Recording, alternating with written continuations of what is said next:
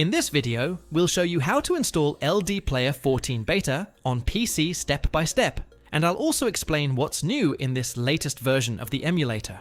The first thing we need to do is visit the official LDPlayer website. Once we're on the website, we'll look for LDPlayer 14 Beta and click the download button.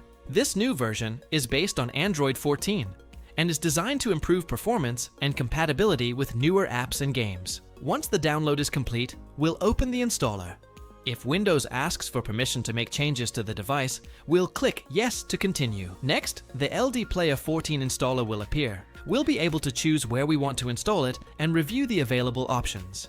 Once everything is ready, we'll click Install. One of the main new features of this version is its new Android 14-based engine. LDPlayer highlights improved performance, better compatibility with newer applications, and support for Windows virtualization through Hyper-V. And that's it.